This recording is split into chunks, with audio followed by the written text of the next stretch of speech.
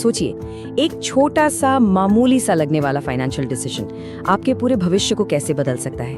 आज हम ठीक उसी एक गलती के बारे में बात करने वाले हैं जो अनजाने में करोड़ों लोगों को बहुत बहुत भारी पड़ रही है। अब ये लाइन सुनने में थोड़ी अजीब लग सकती है ना, लेकिन यकीन मानिए ये उस जाल को एकदम परफेक्टली दिखाती है जिसमें हम सब अक्सर फंस जाते हैं। ये उस कॉमन मिस्टेक की निशानी है जब इंश्योरेंस और इन्वेस्टमेंट को एक साथ मिला दिया जाता है, और यही वो एक कदम है जो हमारी मेहनत की कमाई को दीमक की तरह धीरे धीरे खाता रहता है। तो ये होता कैसे है, जरा सोचिए। कोई आता है, आपको बड़े प्यार से समोसा खिलाता है और बातों बातों में एक ऐसी पॉलिसी बेच देता है जो सुनने में तो कमाल की लगती है। बस यही है वो धोखा। जब सेफ्टी के लिए बनी इंश्योरेंस पॉलिसी को हाई रिटर्न वाले इन्वेस्टमेंट की तरह बेचा जाता है। ये एक ऐसा फाइनेंशियल ट्रैप है जिसमें वादे तो बड़े बड़े होते हैं, लेकिन असल में रिटर्न भी खराब मिलता है और कवर भी आधा अधूरा ही रह जाता है। और सच तो ये है कि लगभग हर इंडियन घर में एक फाइल होती है ना, पॉलिसियों से भरी हुई, जिसका एक ही मकसद होता है, परिवार का भविष्य सुरक्षित करना। देखिए, हम सब अपने परिवार को सेफ रखना चाहते हैं और इसी प्यार और भविष्य के डर की वजह से हम पॉलिसी खरीदते भी हैं। पर असली प्रॉब्लम तब शुरू होती है जब हमारे इसी इमोशन का फायदा उठाकर हमें गलत फाइनेंशियल प्रोडक्ट्स बेच दिए जाते हैं। तो आज हम क्या क्या समझने वाले हैं। सबसे पहले उस सबसे महंगे समोसे की कहानी, फिर जानेंगे हमारे पैसे के छिपे दुश्मन कौन है, इंश्योरेंस इन्वेस्टमेंट क्यों नहीं है ये समझेंगे, हमारी दो फाइनेंशियल ढालें कौन सी हैं इस पर बात करेंगे, दो दोस्तों की एक बड़ी दिलचस्प कहानी देखेंगे और आखिर में एक सीधा साधा एक्शन प्लान। तो चलिए शुरू करते हैं पहले पॉइंट से। होता क्या है, अक्सर बैंक मैनेजर या कोई एजेंट हमारे परिवार की सेफ्टी वाली चिंता को पकड़ लेते हैं और फिर वो हमें ऐसे मिक्स्ड प्रोडक्ट्स बेचते हैं जो सुनने में तो लाजवाब लगते हैं, पर असल में यही हमारी फाइनेंशियल ग्रोथ के रास्ते का सबसे बड़ा रोड़ा बन जाते हैं। और यही है वो सबसे बड़ा धोखा। जब इंश्योरेंस और इन्वेस्टमेंट को मिला दिया जाता है तो होता क्या है, ना तो ढंग का इंश्योरेंस कवर मिलता है और ना ही अच्छा इन्वेस्टमेंट रिटर्न, और ऊपर से भारी भरकम कमीशन और छिपे हुए चार्जेस हमारी सेविंग्स को अंदर ही अंदर ठीक वैसे ही खोखला कर देते हैं जैसे दीमक लकड़ी को कर देती है। लेकिन रुकिए, प्रॉब्लम सिर्फ इन मिक्स्ड प्रोडक्ट्स तक ही सीमित नहीं है। असल में ये हमें दो और भी बड़े खतरों के सामने लाकर खड़ा कर देते हैं, ऐसे खतरे जो हमारी पूरी जमा पूंजी खत्म कर सकते हैं। तो चलिए एक एक करके इन छिपे हुए दुश्मनों को जानते हैं। हमारा पहला दुश्मन है महंगाई। ये एक ऐसा खामोश चोर है जो हर साल हर दिन हमारी बचत की वैल्यू को कम करता जाता है। मतलब आज जितने पैसों से महीने भर का राशन आ जाता है, 5 साल बाद उतने ही पैसों से शायद कुछ ही दिनों का सामान आएगा। ये है महंगाई की ताकत।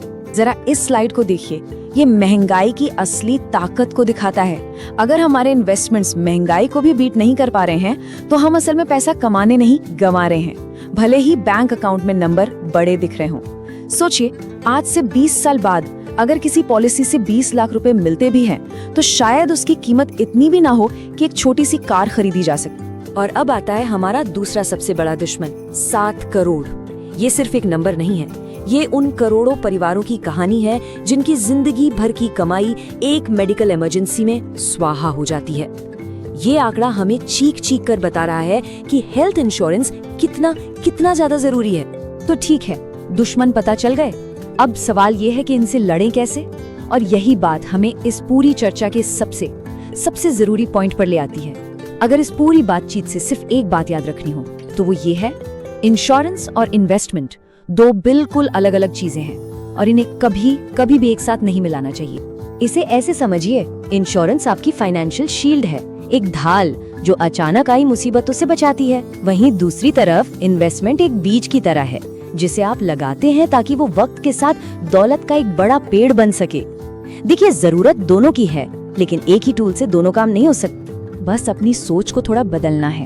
इंश्योरेंस को एक इन्वेस्टमेंट की तरह नहीं बल्कि एक जरूरी खर्च की तरह देखिए, ठीक वैसे ही जैसे हम अपनी गाड़ी का इंश्योरेंस करवाते हैं, ये सोच करके भगवान न करे कभी इसे यूज करना पड़े।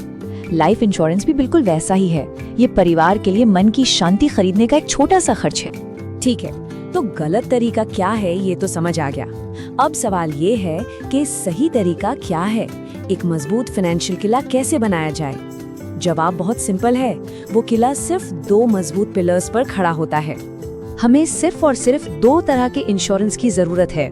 पहला, हेल्थ इंश्योरेंस, जो हमारी आज की जमा पूंजी को मेडिकल खर्चों से बचाता है, और दूसरा टर्म इंश्योरेंस, जो हमारे बाद हमारे परिवार के भविष्य को बचाता है। बस, और कुछ नहीं। लेकिन एक मिनट, यहाँ एक जरूरी बात है। पॉलिसी खरीदते वक्त हमेशा टर्म्स एंड कंडीशंस को ध्यान से पढ़ना चाहिए।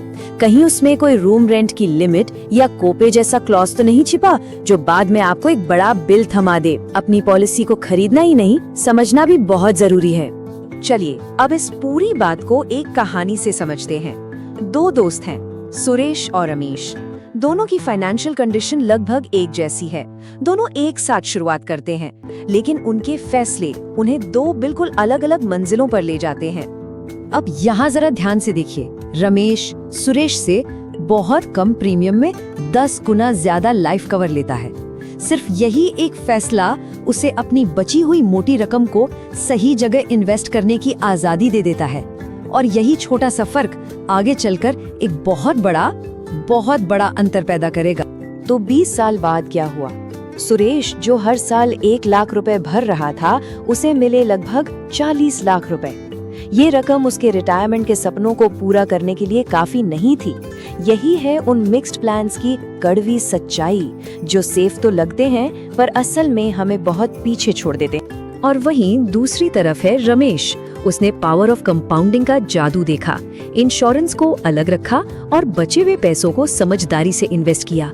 और 20 साल बाद उसके पास थे लगभग 2 करोड़ रुपए।